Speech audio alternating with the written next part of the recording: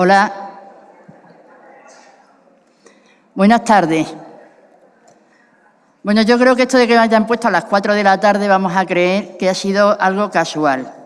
No que Silvia nos haya castigado precisamente a nosotras con esta hora, que como veo tiene menos éxito que la hora de la mañana. Pero bueno, vamos a intentar que no durmáis, que estoy segura de que no va a ser así. Terminábamos esta mañana con una noticia que, bueno, el sentir de la sala parecía que nos quedábamos con cierta desolación, ¿no? Era la sentencia en el caso de La Manada. Pero al mismo tiempo que nos quedábamos con desolación, yo creo que tenemos que tener un reconocimiento que no nos tiene que sorprender. Es una manifestación más del muro que nos encontramos con una justicia patriarcal que se resiste a reconocer los derechos y los avances de las mujeres y que además se resisten de todas formas, que están intentando por todos los medios evitar que se consoliden esos derechos. Y utilizan todo lo que tienen, y entre ellos es el poder de dictar sentencias, para recordarnos cada momento que no estamos como deberíamos estar o como creemos en unas ocasiones que hemos conseguido. Y al mismo tiempo, yo siempre valoro esto como va pasando y observo a lo largo de mi ejercicio profesional el gran retroceso y la gran involución que se está produciendo en la interpretación de las normas, de tal manera que no se está haciendo en beneficio de la igualdad, sino precisamente en contra de la igualdad. Y recordaba que ayer había otra sentencia menos simbólica, pero no por eso menos importante, en el que también se absolvía a 2 violadores o a 2 presuntos agresores, ya absueltos, por una violación, argumentando que la víctima no estaba en plenas condiciones porque había consumido cocaína unas horas antes. Y podemos seguir avanzando y viendo y analizando. Y tendríamos que ver y recordar, justo por esta sentencia, que hay todavía muchas manifestaciones de la violencia de género que no están reconocidas como tal en el ordenamiento jurídico español y que, por tanto, no tienen la aplicación de los beneficios que pudieran venir de la ley integral. Y que si hablamos de ley integral nos volvemos a encontrar con otro muro en la justicia patriarcal, el muro que hace que casi el 50% de las denuncias que se presentan se archivan sin realizar una mínima investigación. O cómo de las mujeres denunciantes apenas llegan al 20% las que cuentan con una orden de protección y que esa orden de protección se queda reducida prácticamente a una resolución judicial sin contenido, porque no hay recursos ni medios para una protección real y efectiva. Y podríamos recordar que el derecho a la restitución es un derecho inexistente para las víctimas de violencia de género en cualquiera de sus manifestaciones. Y esto todo nos tiene que conducir a una cuestión clave, y es que la violencia de género tiene que seguir presente y, además, en lugar preferente en la agenda feminista, que no nos podemos descuidar, porque si nos descuidamos corremos riesgo de retroceder. Y para ese avance y para conseguir ir consolidando derechos, ir afianzándonos en nuestras posiciones, hay que ir también profundizando en el discurso. Y para eso, pues yo creo que tenemos una mesa de lujo. Tenemos una mesa, yo diría que con 2 imprescindibles, con Ana de Miguel y con Laura Nuño. ¿Por qué digo imprescindibles? Porque son 2 representantes del pensamiento feminista que nos ayudan a crecer ideológicamente, a generar un cuerpo teórico fundamental e importante y que al mismo tiempo pues nos ponen y nos dan cierto oxígeno para que sigamos, igual que ellas, en el activismo del feminismo. Yo le doy la palabra, no me gusta presentar los títulos y eso, porque si consultáis en internet lo veis, creo que son súper conocidas y que lo importante es que ellas hablen. Empieza Ana y la dejo con vosotras, cuando tú quieras. Hola, buenas tardes. Bueno, muchas gracias, Marisa, por la presentación. Es un placer estar aquí en Fuenlabrada y he de decir que impresiona un poco el teatro pero se oye perfectamente, ¿verdad? ¡Qué sonoridad! Bueno, pues encantada y vamos a ver, el tema de la mesa es sobre la violencia en general y yo voy a hablar sobre el tema de A1 y la profunda legitimación social que tiene la violencia contra las mujeres, en concreto centrándolo más bien en la violencia sexual.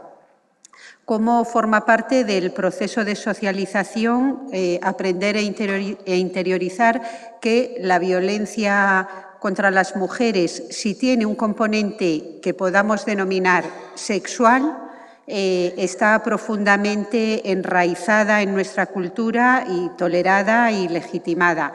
Es esta complacencia con lo que se ha llamado la debilidad masculina, las debilidades masculinas o los chicos, ya se sabe. Voy a hacer previamente un diagnóstico muy breve de lo que hemos avanzado y el momento en que estamos en el tema de la violencia contra las mujeres. Una vez le escuché a Amelia Valcárcel que era donde teníamos que seguir dando, porque tenía el patriarcado la ceja abierta y era una metáfora de boxeo. Cuando un boxeador tiene la ceja abierta en la cara, hay que seguir dándole ahí para desmoronarle.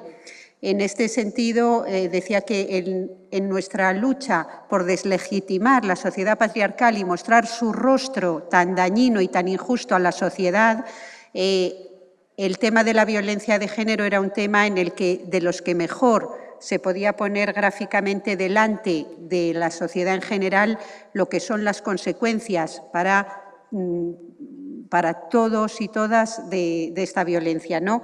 Pero haciendo este mini diagnóstico, podríamos decir que hemos avanzado mucho en los últimos años, lo hemos hecho de la mano de la ley de igualdad y de la ley de violencia, pero el diagnóstico podría ser este. Hemos avanzado mucho en la condena. Hemos pasado de una sociedad en la que se podían hacer chistes abiertamente sobre la violencia contra las mujeres a una sociedad que la condena. Todos los estamentos sociales, las instituciones, las personas, pero desdichadamente tal vez estemos instaladas en la condena, en los minutos de condena, de silencio, en qué horror, yo lo condeno, pero también esto la verdad es que ya está cansándonos y necesitamos dar un paso más a si tenemos identificadas las causas de la violencia contra las mujeres o parte de ellas, hay que ir con decisión a atacar esas causas de la violencia. Lo de la condena ya está bien, pero no es suficiente y ya es algo que puede hasta molestar por la hipocresía que puede encerrar estar condenando con tanta fuerza un hecho y no estar haciendo lo suficiente para atacar sus causas.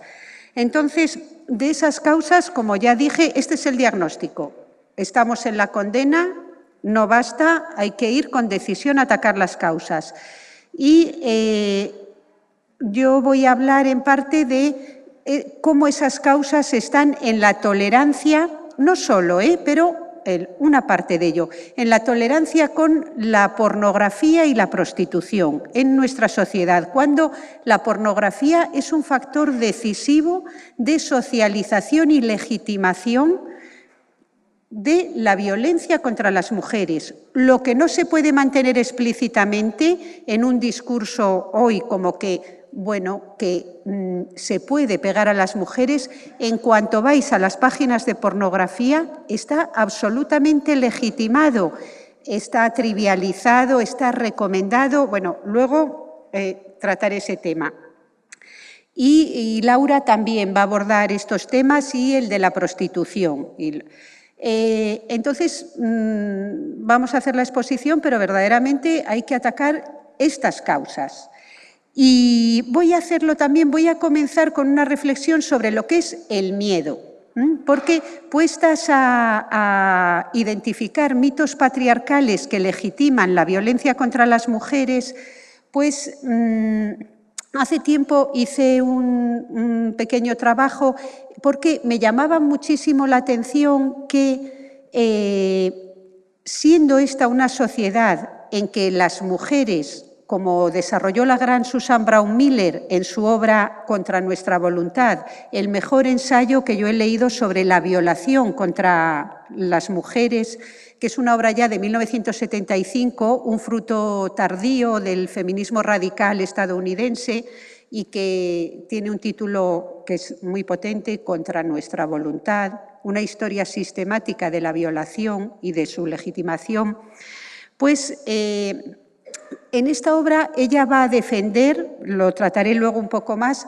que la violación es como funciona de manera estructural, infundiendo miedo a todas las mujeres. ¿Respecto a quién? Pues respecto a los hombres. Pero entonces trata mucho, a la hora de abordar el tema de la violación, habla claramente de cómo el patriarcado es un sistema de dominación que se reproduce y se mantiene por el miedo que es capaz de infundir a las mujeres. Y nunca, no lo encontramos tan a menudo cuando leemos ensayos de cómo se reproduce la desigualdad entre hombres y mujeres, no se suele hablar de porque es un sistema que es capaz de infundir miedo a las mujeres.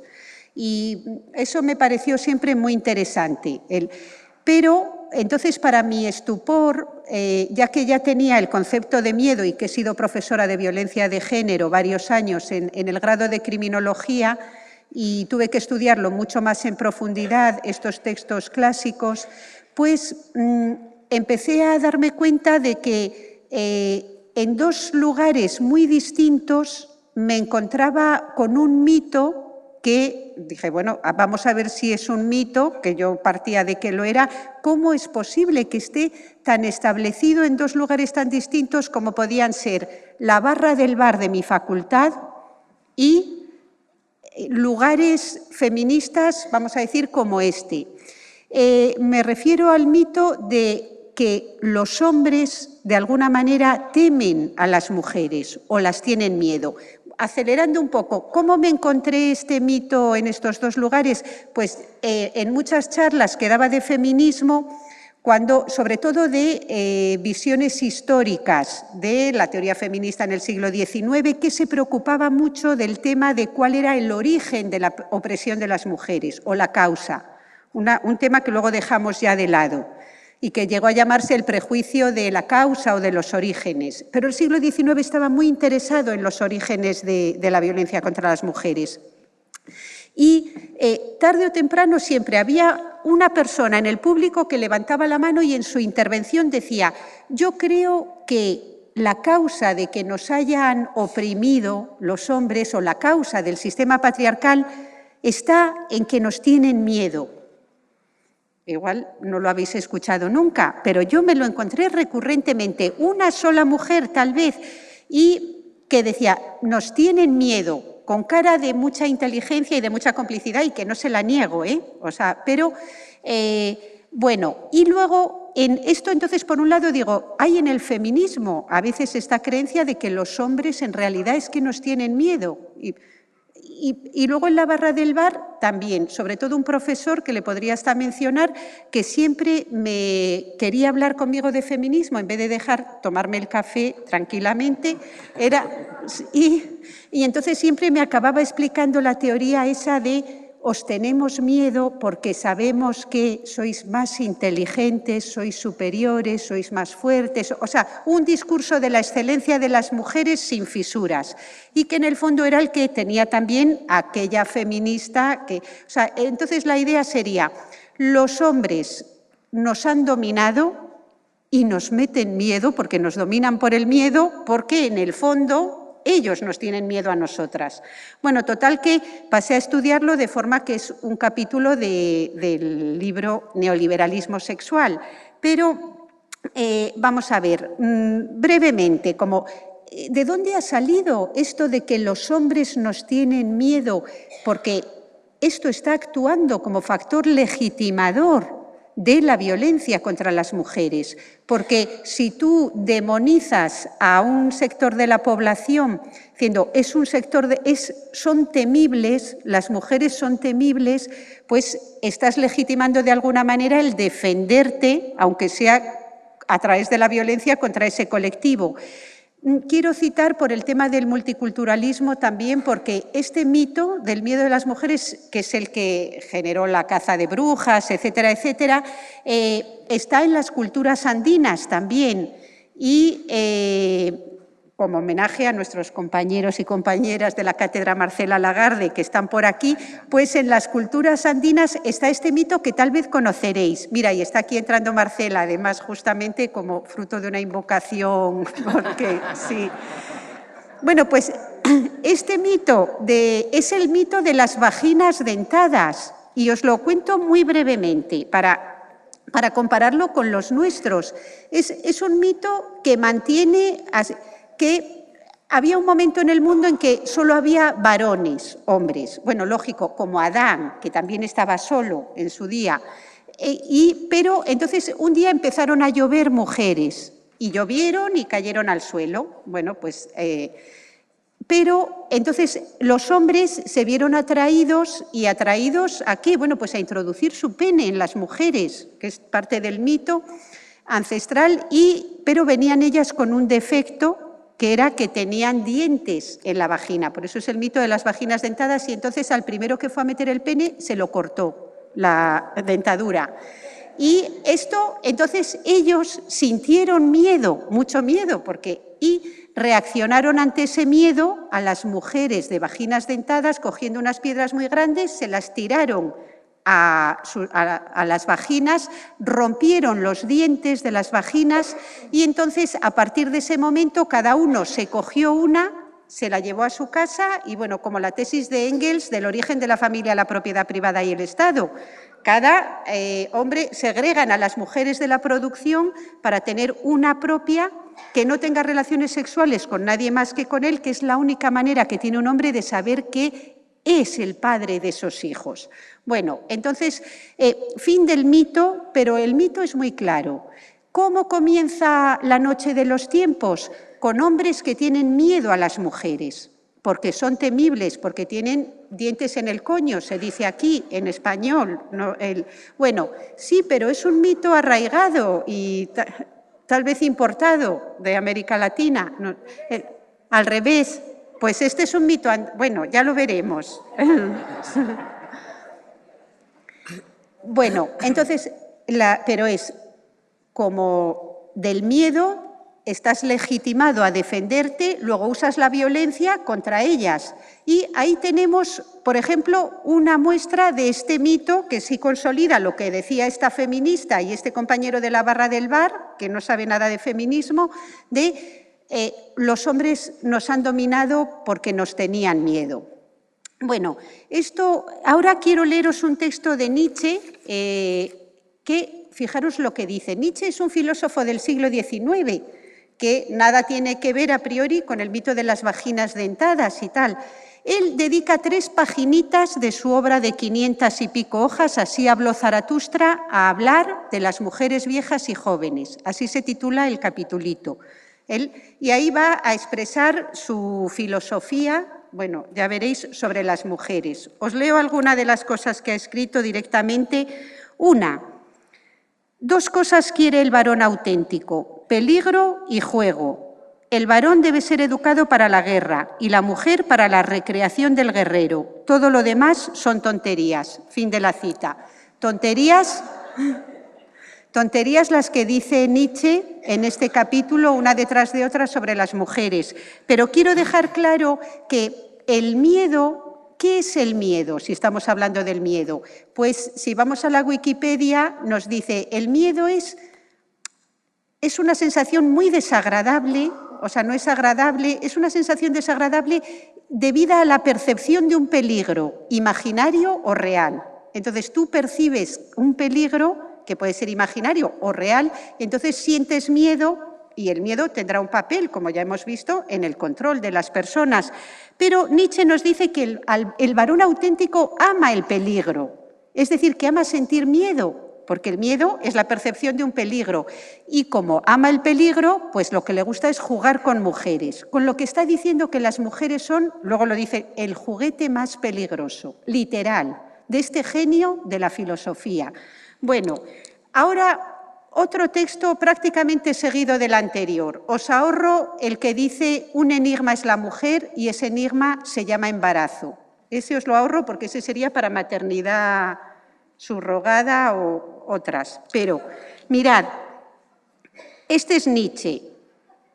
tema el varón a la mujer cuando ésta ama. Entonces ella realiza todos los sacrificios y todo lo demás lo considera carente de valor. Tema el varón cuando ésta odia. Pues vaya,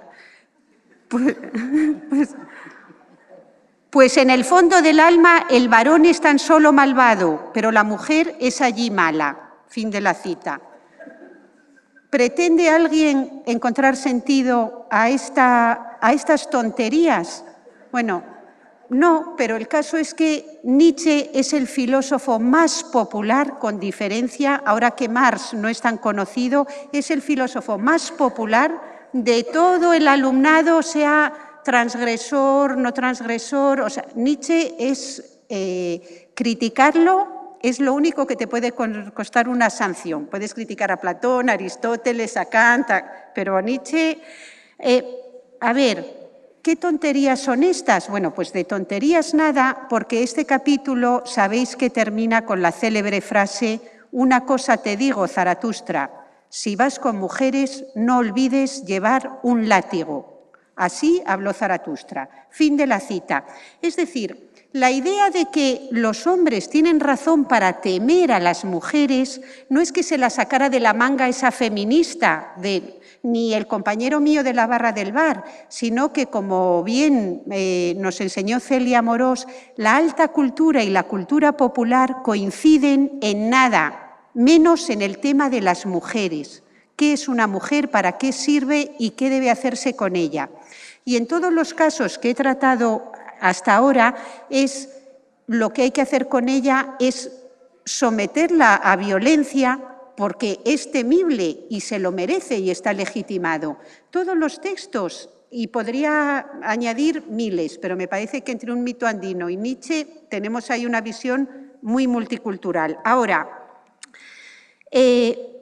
este batiburrillo, ¿qué significa esto de que allí donde el hombre es malvado, solo malvado, la mujer es mala? Es que es un sinsentido. Se nos dice, ahora lo que tenemos que ver, aplicar la razón a todo esto para ver que es todo un montaje sin sentido, que lo habrán dicho grandes filósofos, pero en cuanto lo analizas se disuelve, no hay nada debajo.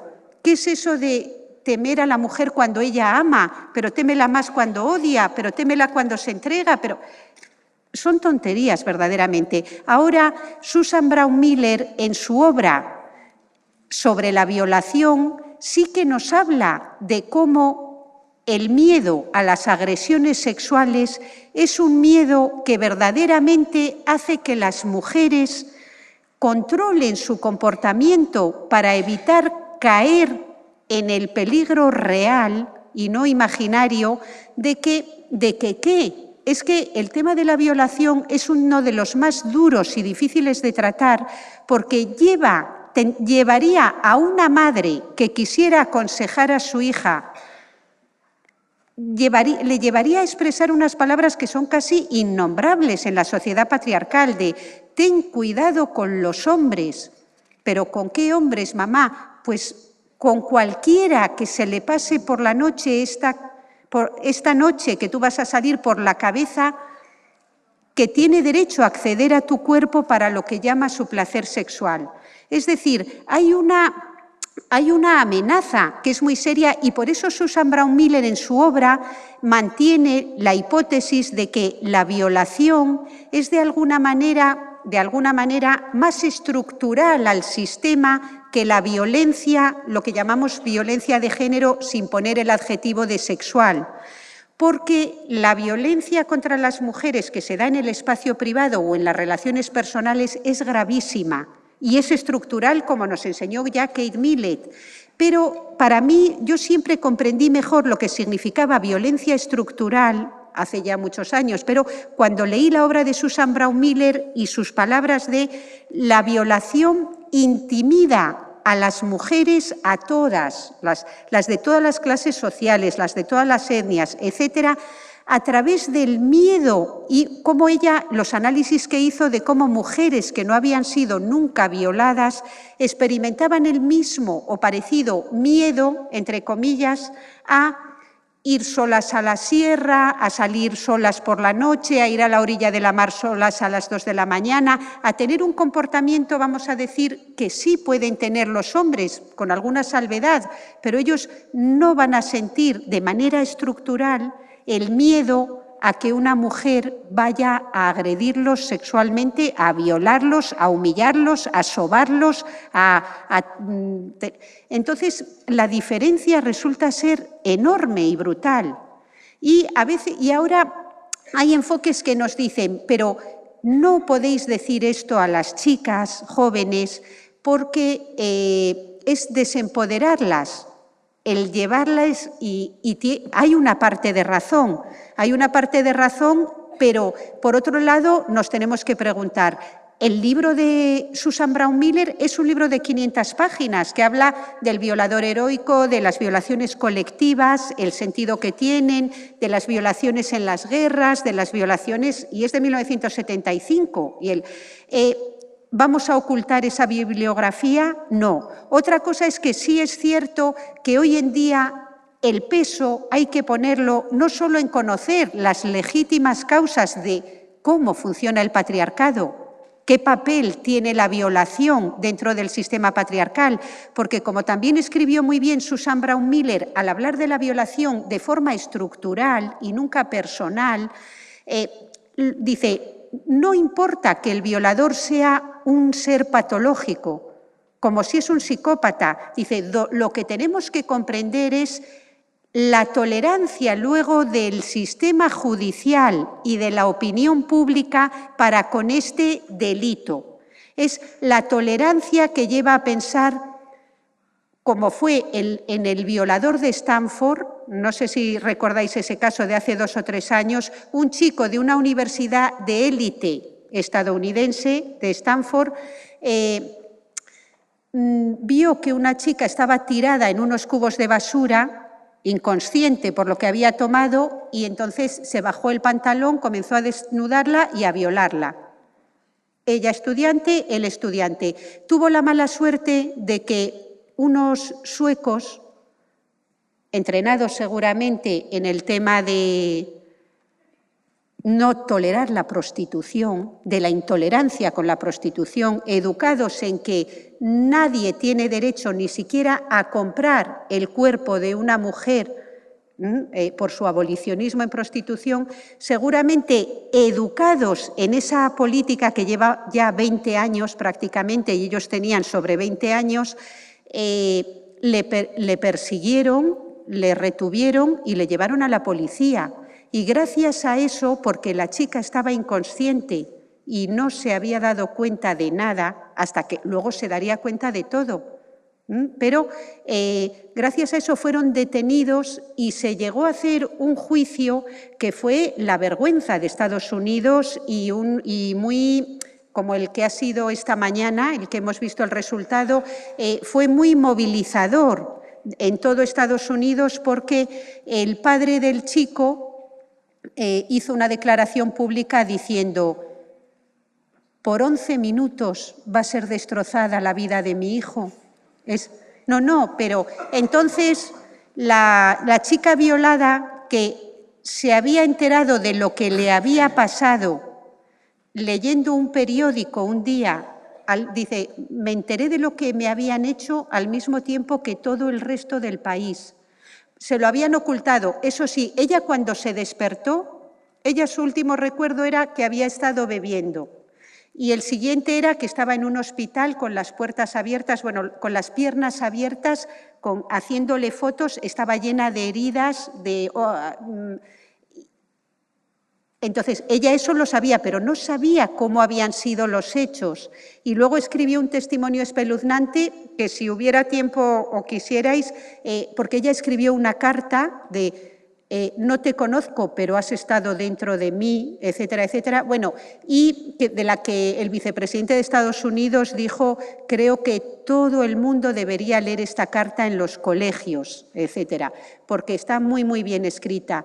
Y, que sepáis que el chico salió prácticamente absuelto.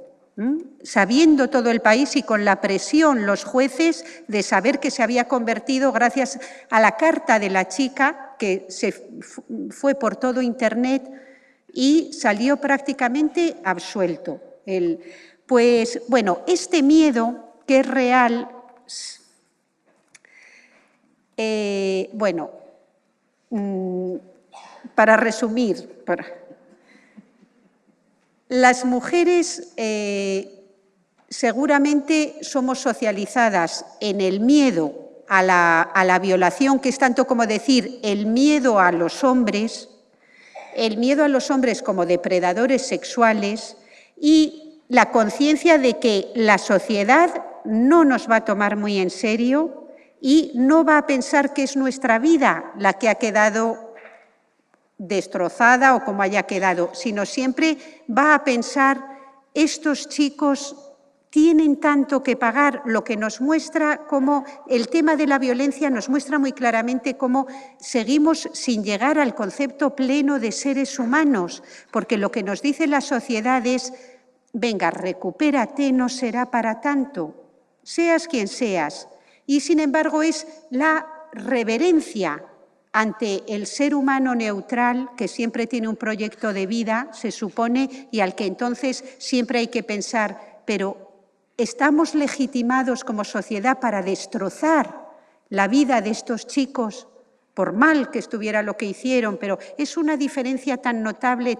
Nunca piensas, el proyecto de vida de esta chica ha quedado cegado. Piensas, el proyecto de vida, no nosotras, pero nosotras estamos para conocer la sociedad en la que estamos y para pedirle cuentas y transformarla. Y, bueno, por último, lo que quiero decir es que la pornografía hoy está cumpliendo un papel en socializar a nuestros jóvenes chicos varones desde los 12, 13 años en adelante, que de verdad que es brutal.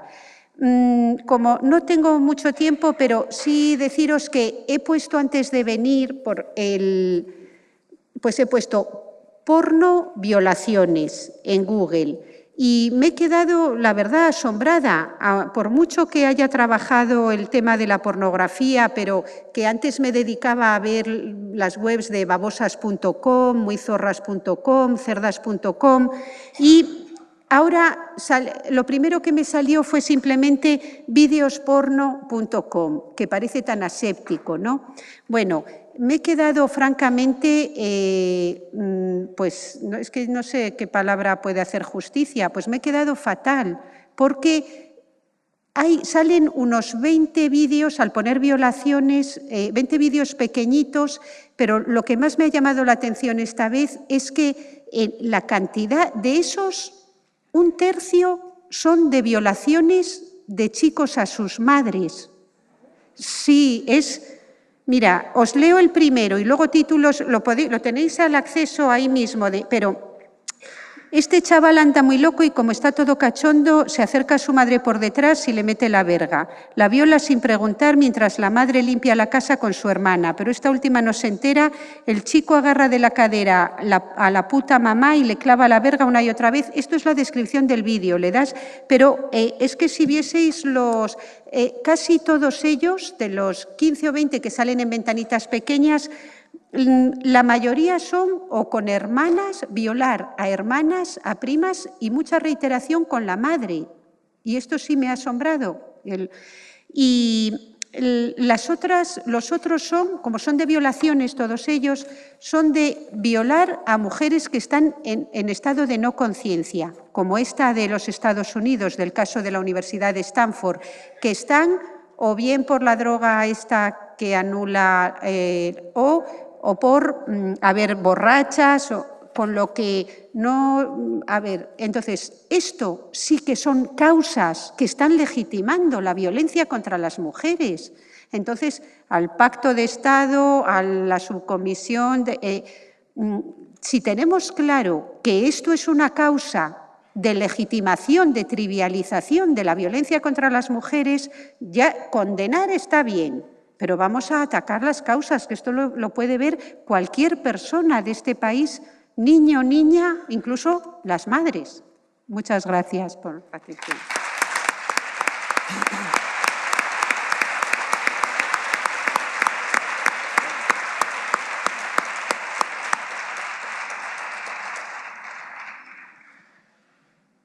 ¿Empiezo sin más? Vale. ¿Puede empezar? Muchas gracias. Bueno, antes de empezar quisiera agradecer a Silvia Boavent y al Ayuntamiento de Fuenlabrada, digamos que de menos a más, el invitarme a participar en estas jornadas y sobre todo organizarlas.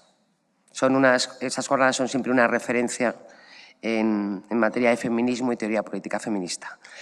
Bueno, y ahora me enfrento a dos retos. Uno es hablar después de Ana de Miguel. Y el segundo es hablar de violencia de género. En esta sala, me consta, hay expertas y expertos en violencia de género. Están las personas integrantes de la Cátedra Marcela Lagarde, la propia Marcela Lagarde y un montón de compañeras que veo por aquí que sé que son expertas en el tema. Integrantes o activistas de la plataforma 7N, que saben mucho de violencia de género. Y supongo que habrá gente que no sabe, compañeras que saben menos. Entonces, voy a intentar hacer lo siguiente. Parto de una consideración, que luego diré por qué, que es la siguiente. La violencia de género es la violación de los derechos humanos más extendida del mundo. Más extendida y más impune. Aterrizaré muy brevemente en el panorama general.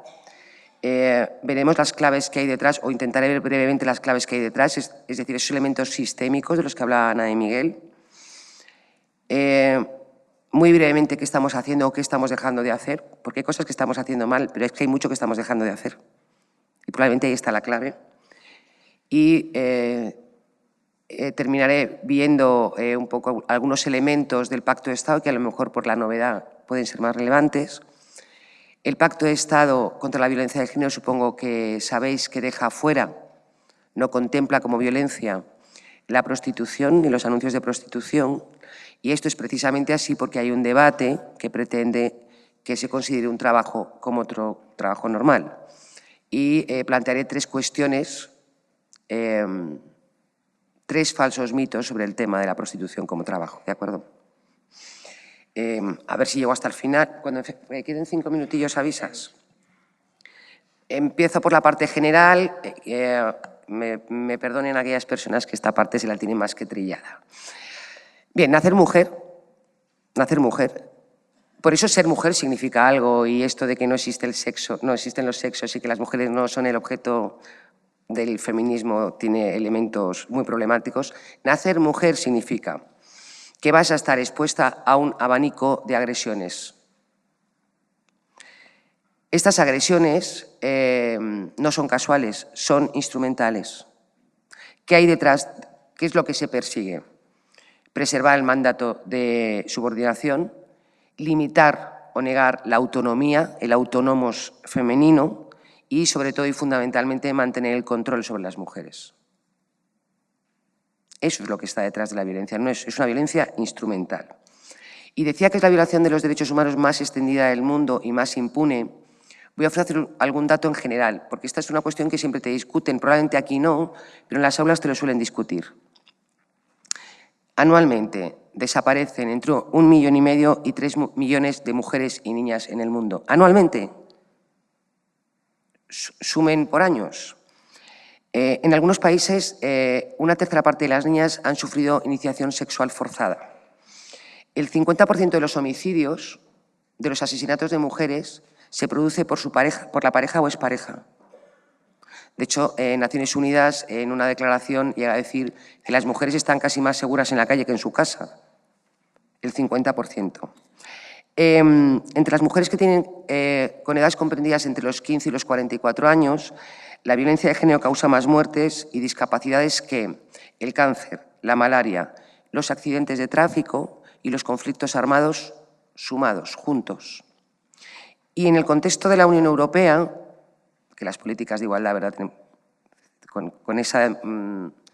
con esas democracias supuestamente igualitarias, más de una quinta parte de las mujeres declara haber sufrido violencia. En nuestro país, pues violencia física en torno al 12% y violencia psicológica la cuarta parte de las mujeres. Ese es el panorama que tenemos. La gran mayoría de los países tienen una legislación que persigue, sanciona y pretende prevenir más o menos, y nos entraremos después, la violencia de género. Pero más de 600 millones de mujeres viven en países donde la violencia de género ni siquiera es un delito. Que sea un delito, bien sabemos, no significa que no quede impune, pero bueno, al menos es un delito. Las leyes son importantes, como decía Ana. Bueno, en España, en el Estado español, la violencia de género es la primera causa de muerte intencionada. La primera. Y recogiendo el miedo con el que trabajaba Ana de Miguel, el problema es que son mujeres que viven en constante peligro de muerte. ¿Qué significa vivir en constante peligro de muerte? Estar en un estado de naturaleza. Pero, sin embargo, son mujeres a las que luego se les pide que acaten el pacto social, es decir, que cumplan con las leyes. Y me voy a referir solo a un caso, Juana Rivas. Es tal la paradoja, es tal, perdonadme, la tomadura de pelo. Si tú estás en estado de naturaleza y no estás en el marco de estado civil porque estás en constante peligro de muerte, no opera el deber de obediencia del estado civil, que es fruto de un contrato, del contrato social, vamos. Bien, frente a este panorama nos encontramos con varios problemas. Uno, la violencia de género se normaliza, porque la violencia es una cuestión de apreciación. Yo puedo admitir unos niveles de violencia en el coche, si alguien me adelanta, o a lo mejor le mento a la madre, bueno, yo no lo haría, pero en fin, lo hacen, y si me adelanta por la calle no lo hago. Porque es una cuestión de apreciación de lo soportable e insoportable. ¿Qué ocurre con la violencia de género? Que es que la violencia sobre las mujeres se soporta mejor. Luego veremos por qué. ¿Por qué la violencia que sufren las mujeres, la sociedad la soporta mejor? Todas las sociedades han trivializado formas de violencia concretas sobre las mujeres que no se aplicarían sobre los varones. Jamás. De hecho, todo lo que tiene que ver con la mercantilización de los cuerpos, vientres de alquiler, prostitución, pornofratía, todo esto, si fueran hombres sería intolerable. Porque los hombres no se pueden reificar, los hombres no son cosificables, son la unidad de medida. Existe además cierta aceptación o cierta sensación de inevitabilidad. Pues cada cierto tiempo aparece en los telediarios una mujer asesinada y parece que el dato es si denunció o no denunció y si es de Cuenca o de Cáceres, que al final remiten casi a lo territorial. Con una consideración además también contradictoria. Bueno, pero es que el patriarcado es muy contradictorio en todos sus... Y es, tiene que parecer una víctima. El estereotipo, la estereotipia, ¿no? Tiene que aparecer como una víctima. ¿Qué ha ocurrido con pues, el tema de los Sanfermines, la violación de Sanfermines? Que si después de la violación de Sanfermines resulta que salía a la calle a darse una vuelta, pues entonces ya no era víctima.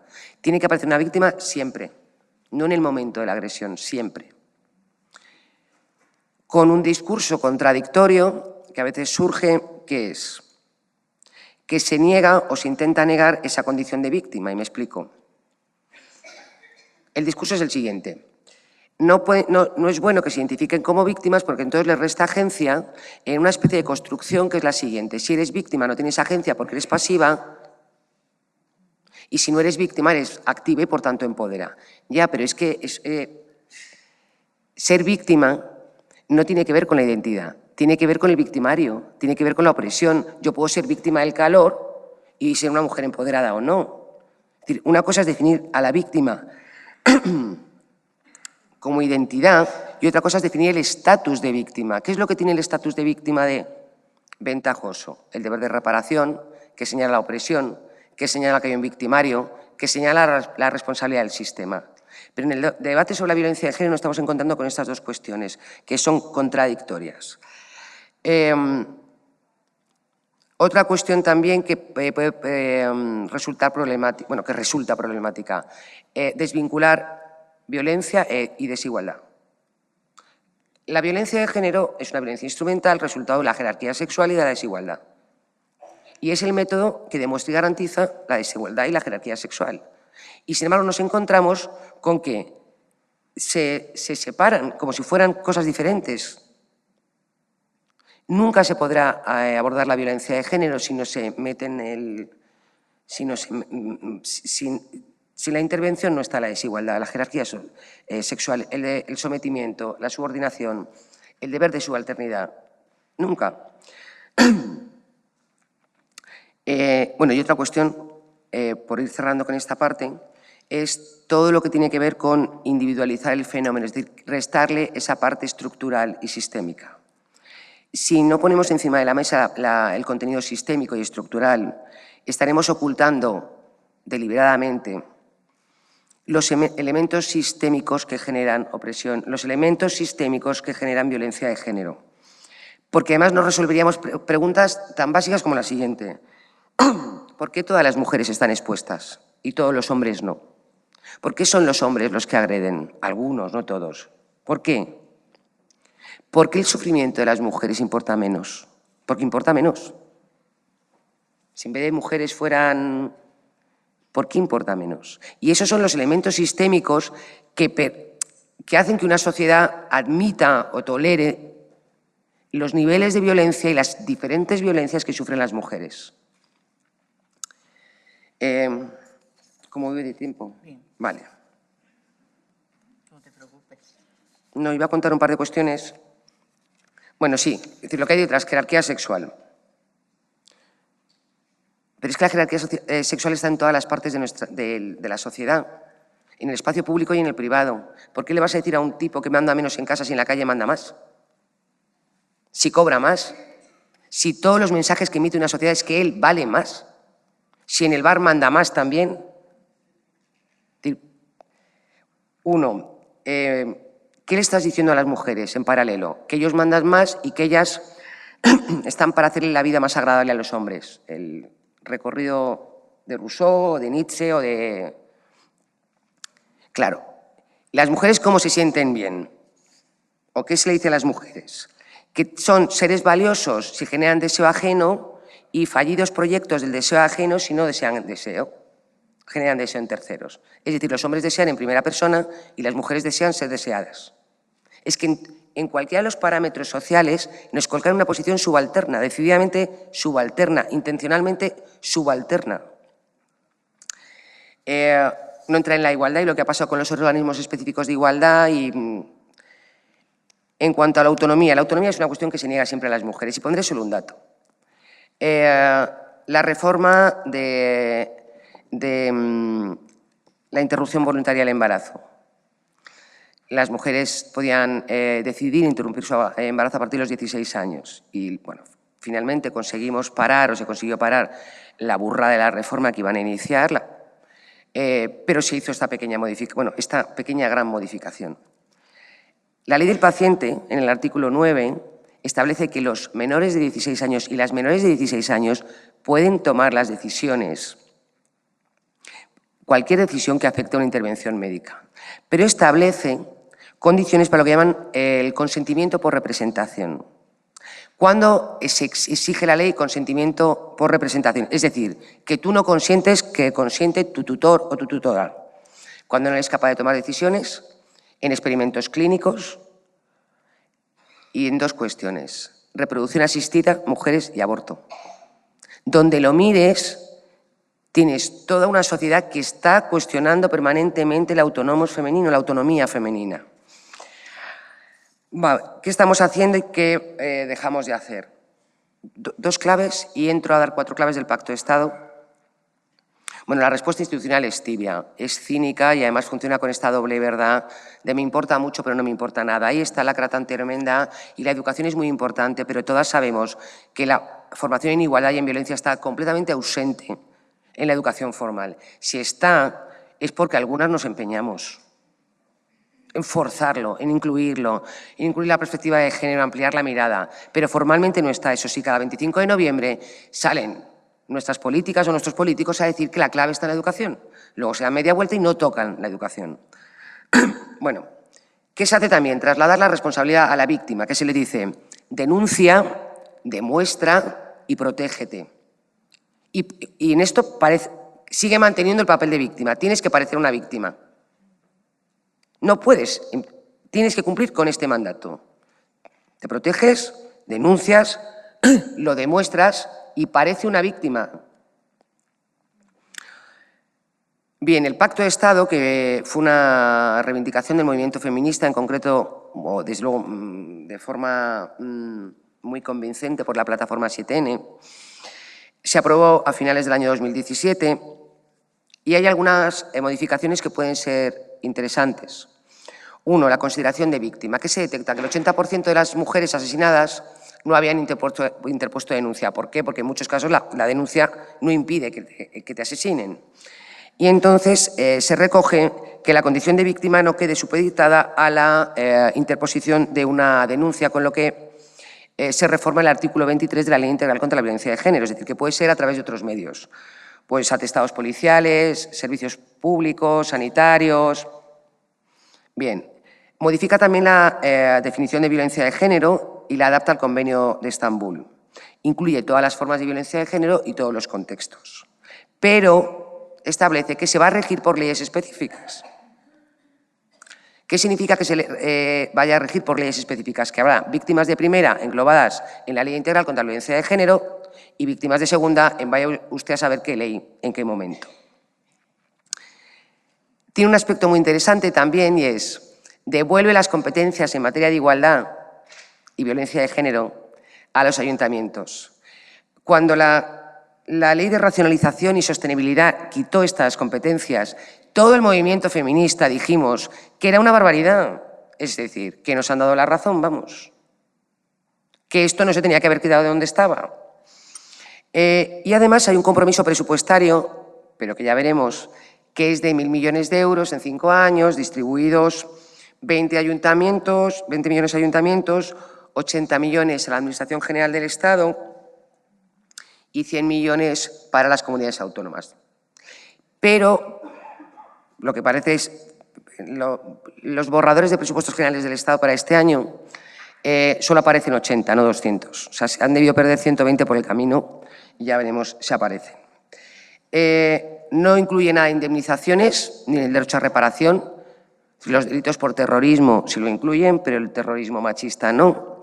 Y no incluyen nada respecto a la prostitución como violencia o la prohibición de los anuncios de prostitución.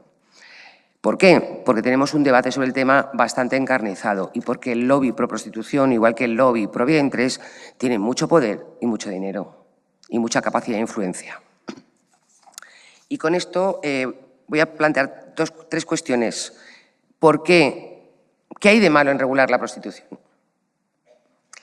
El discurso que propone regular la prostitución lo que plantea es que garantiza el derecho a autodeterminación de las mujeres, que se cuestiona su autonomía o incluso que se pueden garantizar unas condiciones laborales dignas para el ejercicio de la prostitución.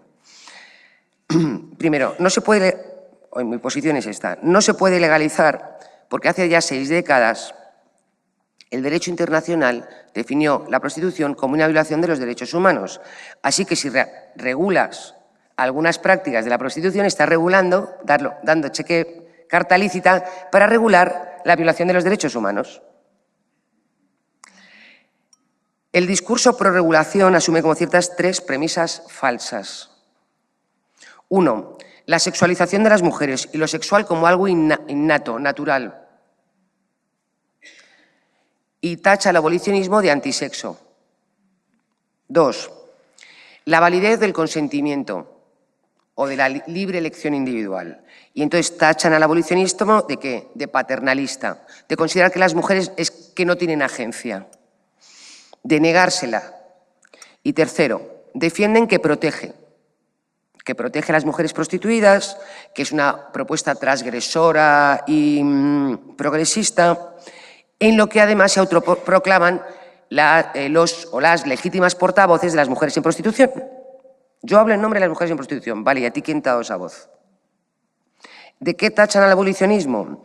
Pues de mojigatería, de posición conservadora, de falta de empatía y de, bueno, de no tener una lectura en términos de clase social porque somos entre burguesas y religiosas y mojigatas.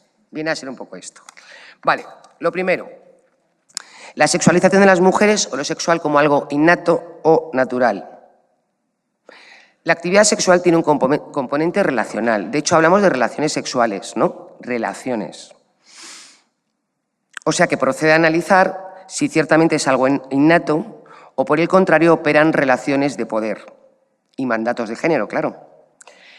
Si este último escenario es posible, es decir, que operan relaciones de poder o relaciones, entonces pueden operar relaciones de explotación y opresión. Si hay relaciones, puede haber relaciones de opresión y de explotación. Y, por tanto, hay implicaciones políticas y colectivas. Es decir, es preciso politizar, conceptualizar para politizar, como diría la gran maestra Moros, politizar la prostitución, politizar la sexualidad, lo que ya se hicieron en los años 70.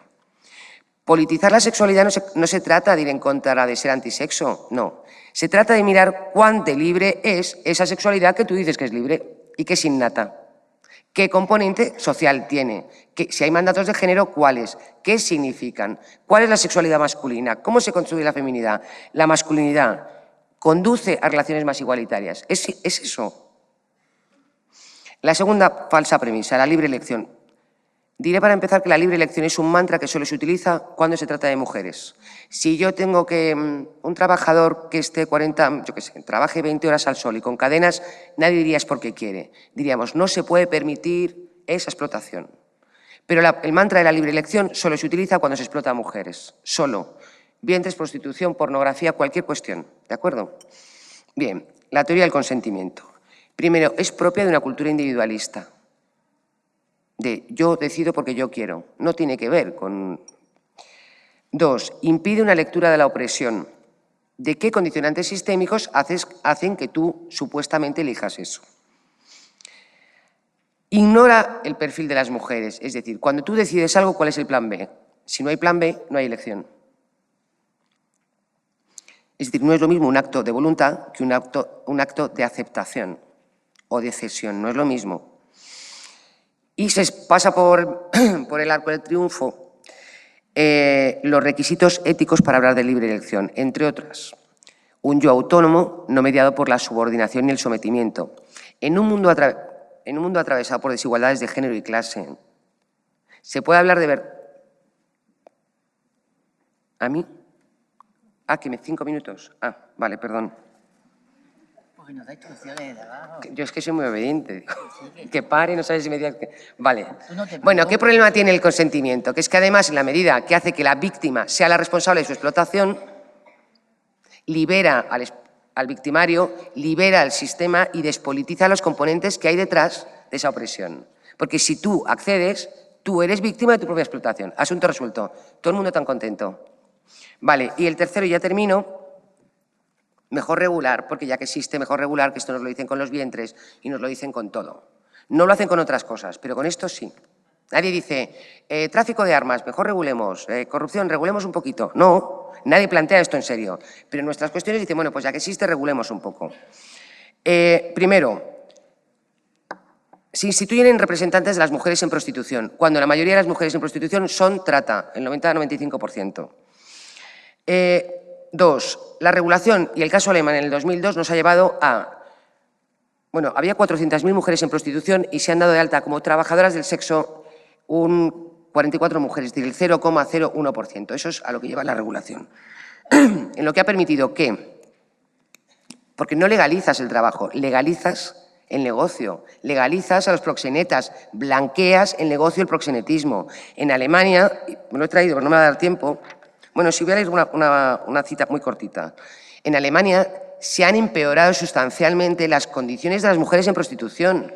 No hay un dato que diga lo contrario. En lo que van surgiendo como setas supuestos sindicatos de trabajadoras sexuales, donde uno, para pertenecer a ellos, no hace falta que seas trabajadora sexual. Puedes ser cliente, uno que pasa por allí, 2 empresarios. Y son sindicatos que nunca han planteado no tienen un solo problema en términos de negociación colectiva, ni una huelga, con la patronal del sexo, pero ¿qué tipo de sindicatos son sindicatos que nunca han tenido un conflicto, nunca han llegado a los tribunales, no tienen conflicto colectivo con la patronal?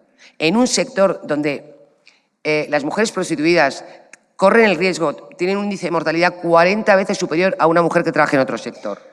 Y ahora resulta que los burdeles son paraísos laborales, donde los sindicatos jamás se han enfrentado a los proxenetas. ¿Por qué? Porque los sindicatos están montados por los proxenetas. Vale, y voy a cerrar con una frase. Bueno, Ana ya ha trabajado...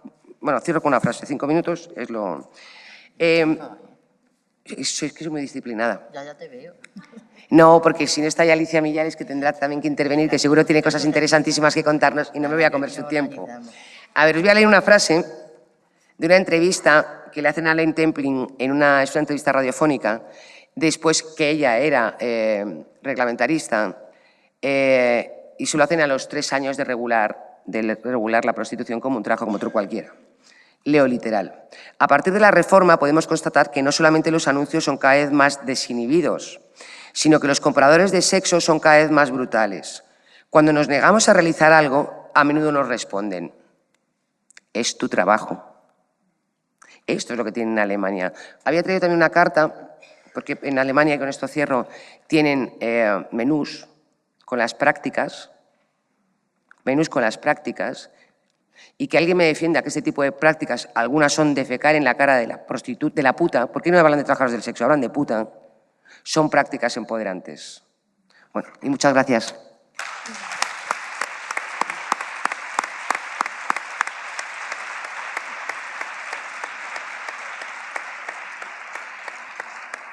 Bueno, pues con las prisas que le han metido y lo disciplinada que ha sido Laura, tenemos tiempo para un pequeño debate, si queréis.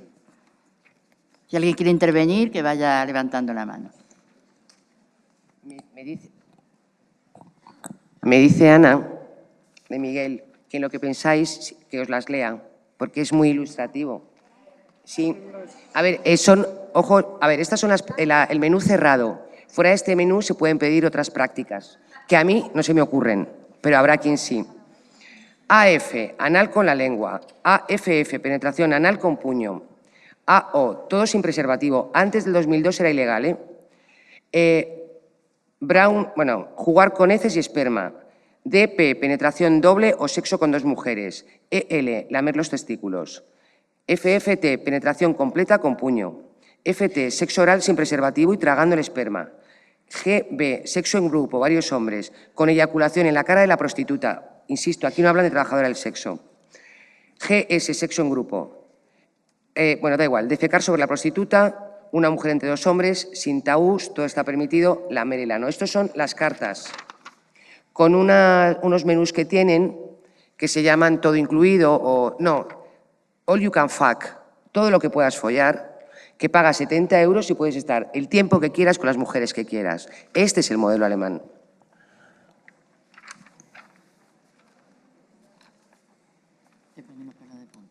Es que esto es pero es todo tan verdad que cuesta creerlo. Como los alemanes son así. No sé si hay alguien... ¿Hay ahí? No. Buenas tardes. Bueno, yo voy a hablar de, personalmente, la contradicción que veo aquí en España. España es el país pionero, antes en el conjunto de Europa, en la legislación en favor de la mujer, la Ley Integral contra la Violencia de Género de 2004, aunque solamente concierne la pareja o la expareja. Y de otra parte, el Código Penal, que no reconoce la violencia de género en todas sus manifestaciones, sino solamente el delito de la violencia física, o sea, que deja lesiones. De eso viene la sentencia de la manada, que solamente se quedó en abuso sexual y no en una violencia. De otra parte, también veo que aquí en España, que venga un político, y sobre todo ya sabemos que la derecha en sus declaraciones hacia la mujer, humillación, sumisión, inferioridad contra la mujer, y pasa todas estas declaraciones, barbaridades, desapercibidas.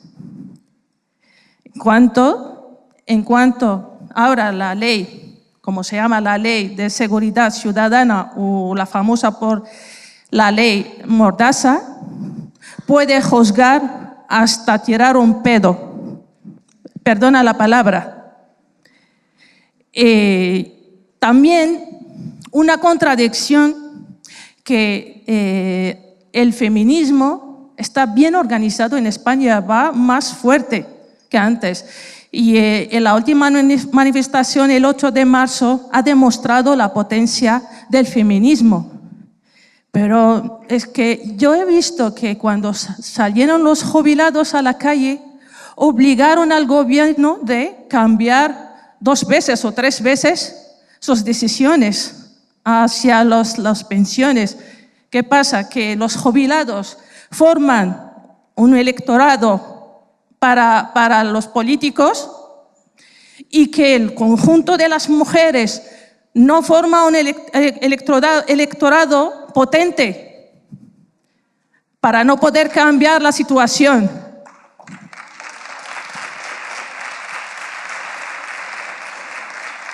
Vale, voy. Como he dicho, que pasan las declaraciones, barbaridades desparcidas. Cuando uno de la derecha dice que yo entiendo el feminismo como algo bueno a la mujer, pues pregunto, Hernando, ¿cómo interpretas el bueno, este bueno de la mujer? Claro, no me extraña, ni me extraña que una concejala dice que las mujeres son menos formadas, por eso no pueden tomar los puestos de decisión. Pero lo más raro es que se permite todavía a estos políticos volver a la vida política siendo violadores sexuales. Gracias.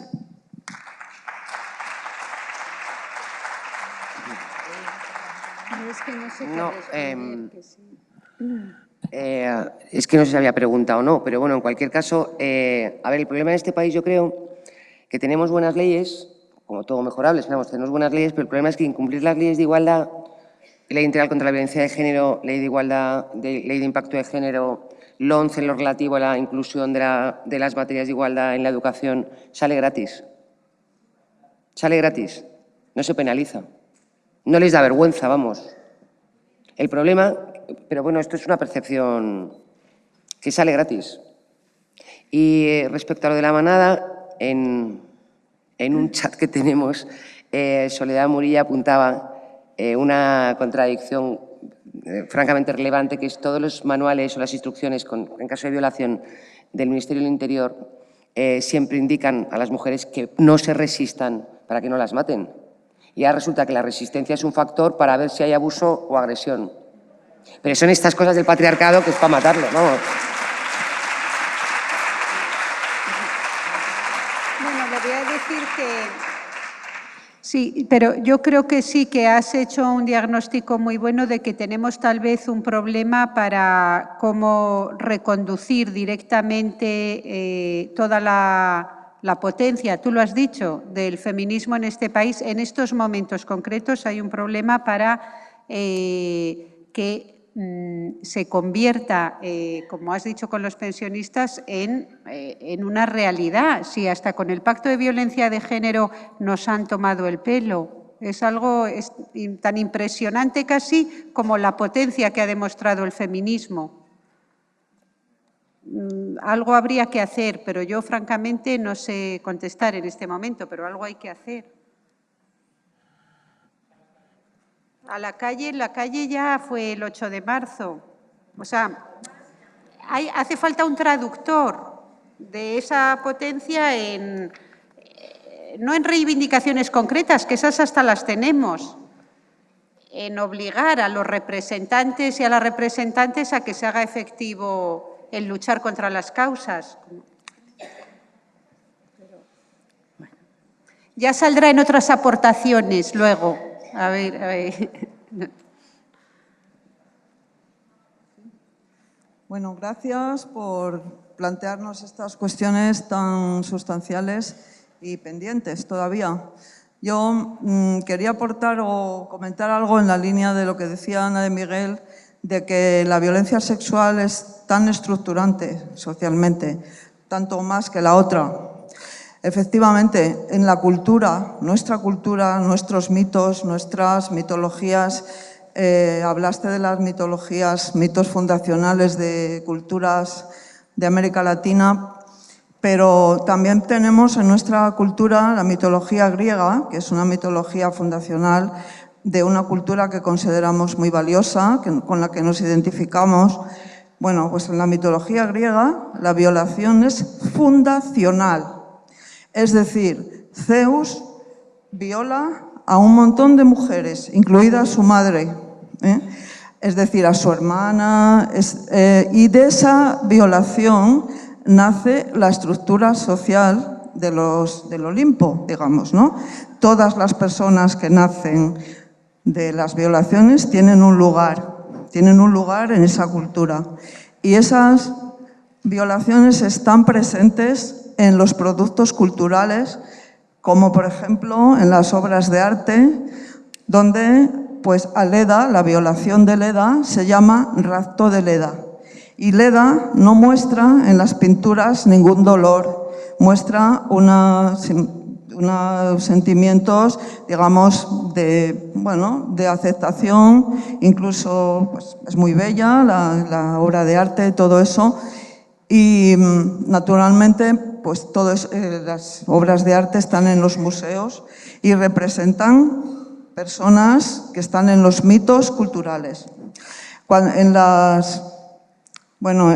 mitología cristiana, las Biblias, la violación se castiga, pero es también una manera se mezcla muchísimo con las luchas de poder entre varones, se castiga más a veces que se viole a una mujer porque es la esposa de otro con el que uno se enfrenta o se enfrenta políticamente, y no tiene el valor que tiene que tener una violación como daño a la libertad sexual y daño físico derivado de una imposición de poder sexual. Entonces, solamente quería añadir esto.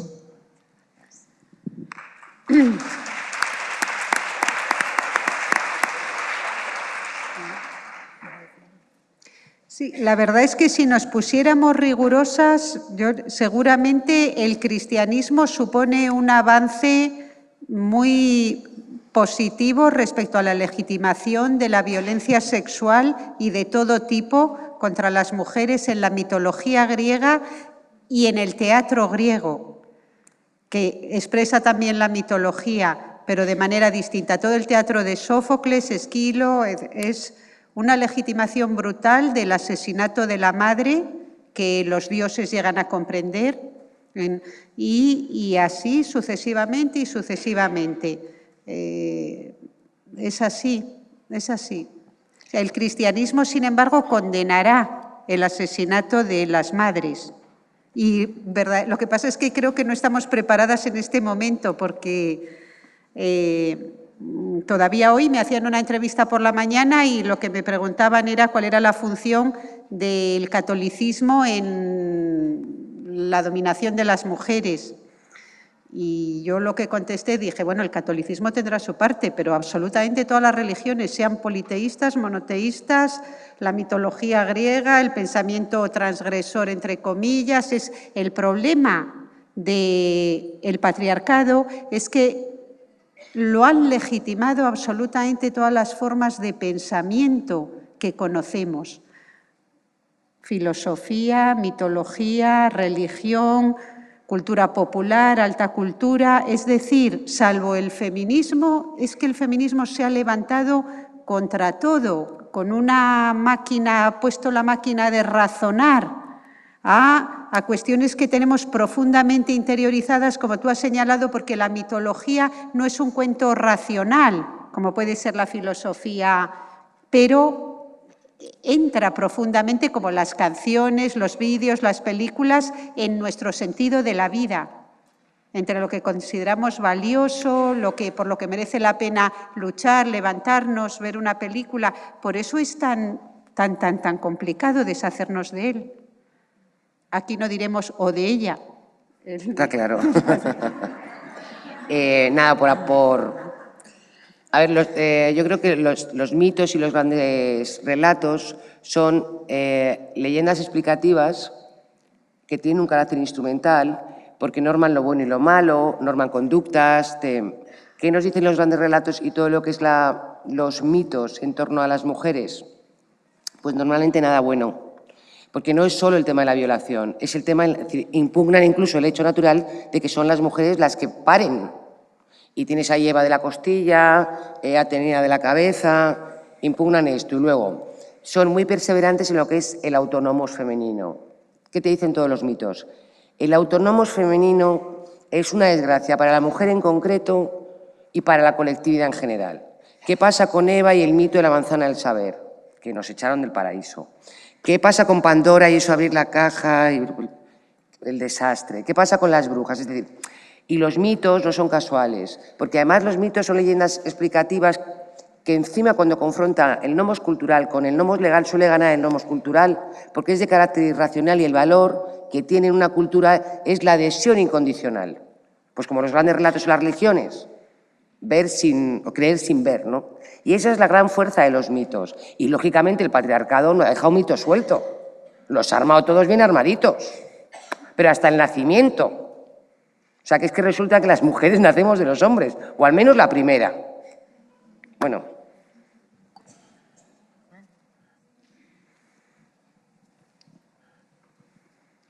Buenas tardes. Me levanto, sí, porque además yo tengo que me levantar por razón obvia. Voy a volver a lo que dijo la compañera. Tienes razón, Laura, cuando dices que las leyes que hay de igualdad y todas las leyes que nos atañen directamente a las mujeres son papel mojado porque no son de obligado cumplimiento. No he dicho que son papel mojado. No, bueno, lo digo yo. Tú no, que eres más políticamente correcta. Lo digo yo. Algo que no es de obligado cumplimiento es papel mojado. A mí me nada más que eso, nada más. Sí. Bien, pero yo le quería decir a la compañera que lo de las pensiones no es porque hayan tenido más miedo de los jubiladas y los jubilados que salieron a la calle, no. Es porque un partido político de derechas le hizo al señor Rajoy que firmara esa subida, que es el Partido Nacionalista Vasco. Y ningún otro partido cogió nuestra reivindicación del Pacto de Estado y dijo, si quieres que te firme los presupuestos, tienes que poner los 2.000 millones en el Pacto de Estado. Claro. Eso por ahí. Claro. O sea que hoy que necesitamos una de autoestima porque estamos todas muy, muy disgustadas, que no abatidas, si lo van a ver en la calle, muy disgustadas, sí, que no abatidas. Necesitamos ser conscientes de que nosotras en la calle también tenemos fuerza. Pero quiero dejar una pregunta en el aire, una pregunta para que todas la meditemos. ¿Qué hubiéramos dicho de cualquier partido de izquierdas si hubiera firmado los presupuestos de Rajoy a cambio de los 2.000 millones del Pacto de Estado? ¿Lo hubiéramos alabado? ¿Hubiéramos dicho que hizo bien o lo hubiéramos denostado? Para que pensemos. ¿Voy a decir algo? Sí.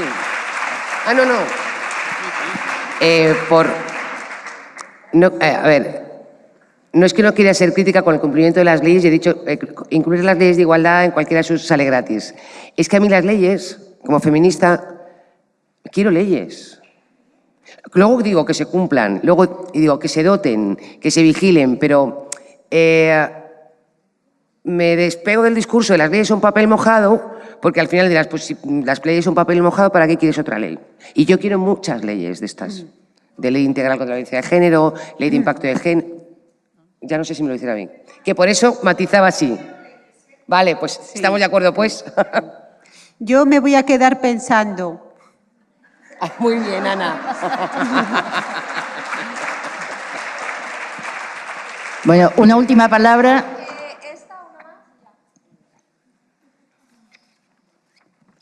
Bueno, hola otra vez. Lo primero quería decir que me da mucha pena los asientos vacíos que quedan, porque hay mucha gente que se ha quedado fuera, amigas mías que no han podido venir porque había foro completo. Entonces, bueno, simplemente que sirva de reflexión. Y luego, por otro lado, hablar de prostitución a mí me genera mucha controversia dentro de lo que es el discurso feminista, porque no lo veo claro.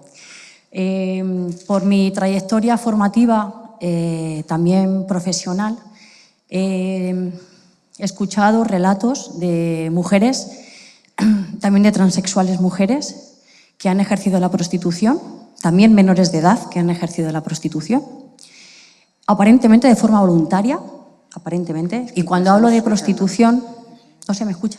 Es que sepárate un poquitín si puedes más, porque es que aquí se nos juntan las... Yo no sé si... Es que como me late tanto el corazón de los nervios, estoy como que no controlo el tono.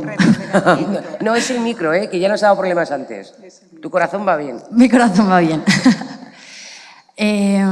Bueno, el discurso parece que parte de la voluntariedad de estas chicas y de estas mujeres. Algunas han ejercido prácticas sexuales con depredadores sexuales durante un corto tiempo. Otras mujeres han ejercido la prostitución durante 30 a 40 años. En el caso de las mujeres transexuales, ha sido un medio para poder llegar a ser, a nivel de identidad, lo que quieren ser. Y cuando hablo de prostitución, no hablo de trata ni de explotación sexual. Hablo lo que tradicionalmente, históricamente, se ha entendido como prostitución. Entonces, a partir de estos relatos es donde yo encuentro controversias, porque se ha generado cierta empatía, ¿no? Cuando yo las escuchaba a ellas, me daba la sensación de que había una distancia entre ellas y yo, en este caso, como observadora, en cuanto al grado de dignidad, ¿no? O del concepto de dignidad. Creo que cuando se habla de prostitución me da la sensación de que lo enmarcamos dentro de lo que decían las teóricas esta mañana, ¿no? Hablábamos de integridad y hablábamos de dignidad. Y creo que tenemos conceptos distintos. Insisto en que cuando yo a ella les escuchaba hablar de prostitución y de las prácticas sexuales, en ningún momento sentía que había una falta de, una falta de dignidad en las prácticas, ¿no? O en el hecho en sí de la prostitución, sino que simplemente había sido un fin o había sido un medio para conseguir un fin, ¿no?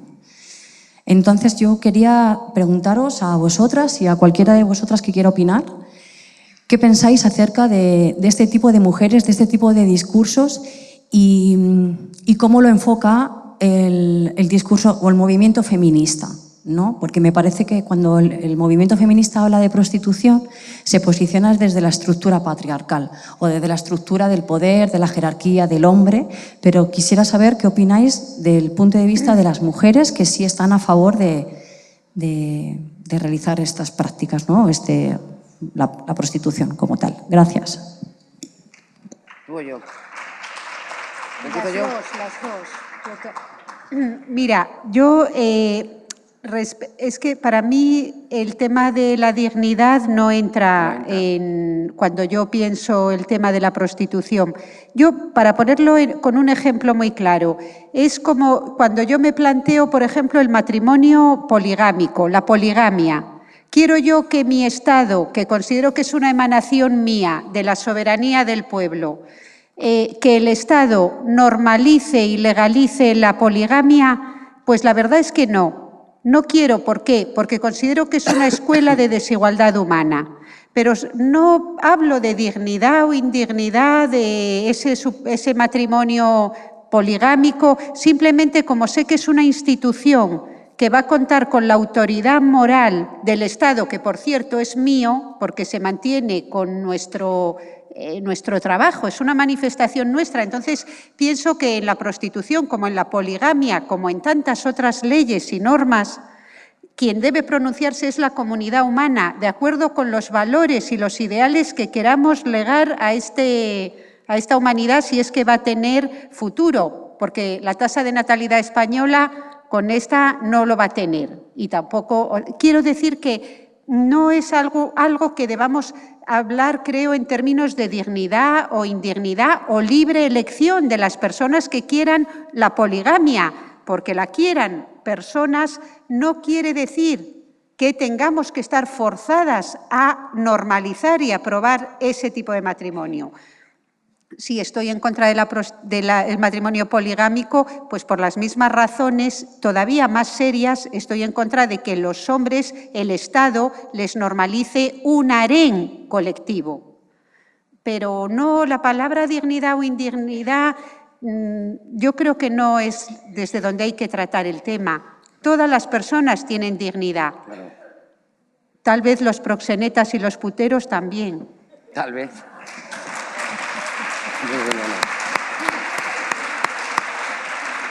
Bueno, muy breve también. Comparto con Ana el tema de la dignidad. Creo que el debate no es un debate sobre la dignidad.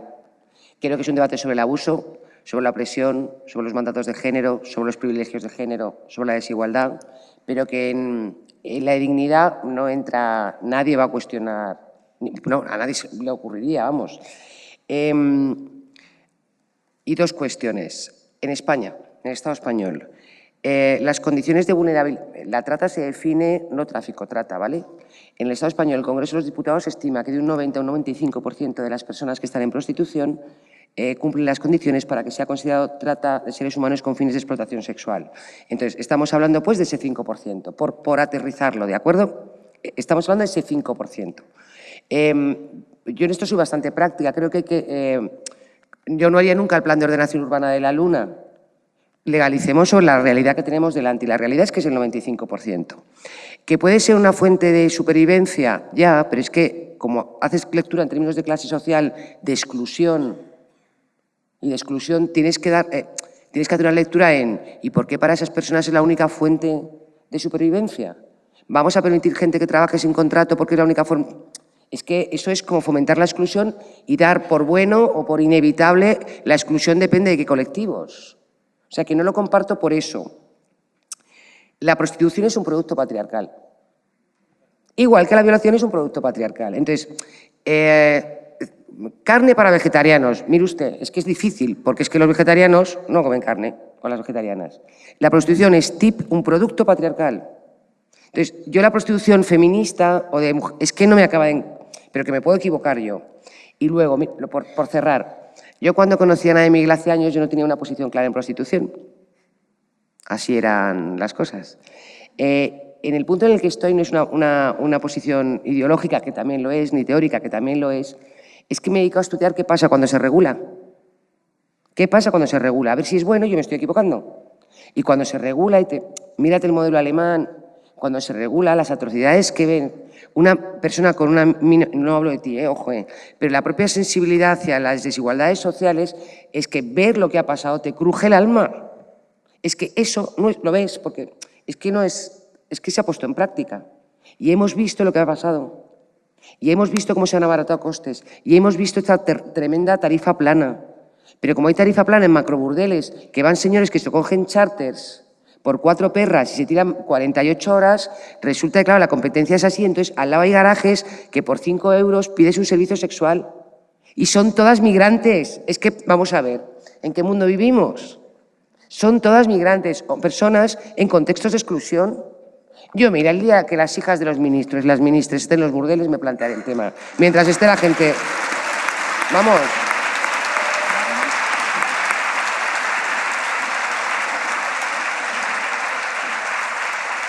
¿Hemos cerrado?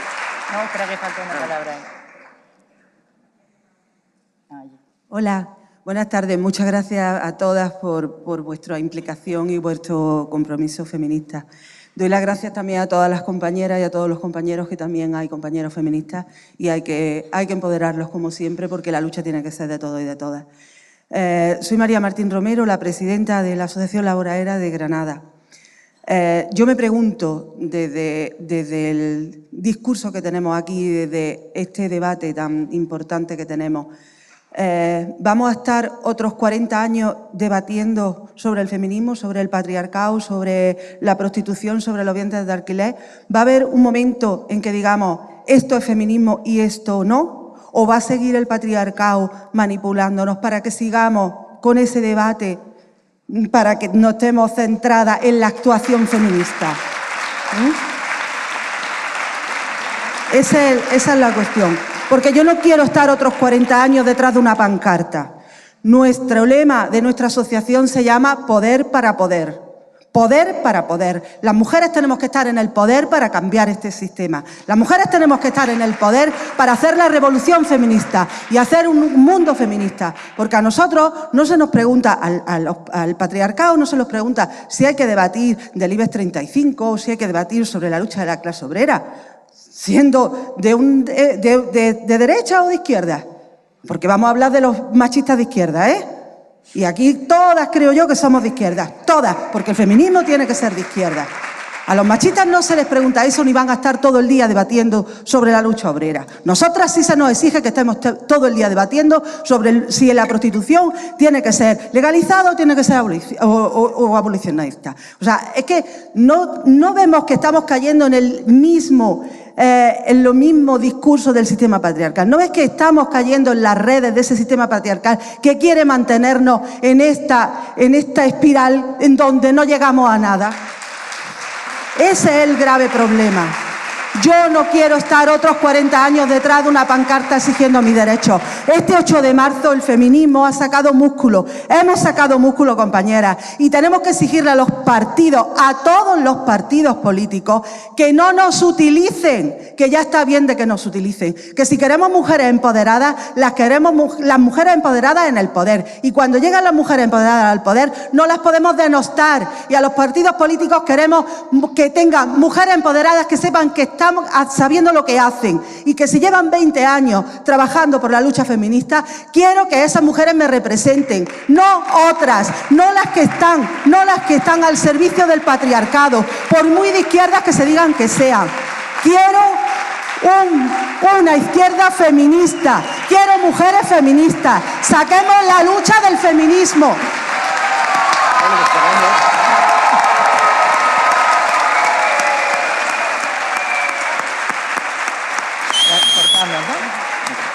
Cortamos, Ana. Bueno, pues con este chute de energía les damos las gracias a Laura y a Ana por la intervención que han tenido y gracias a vosotras.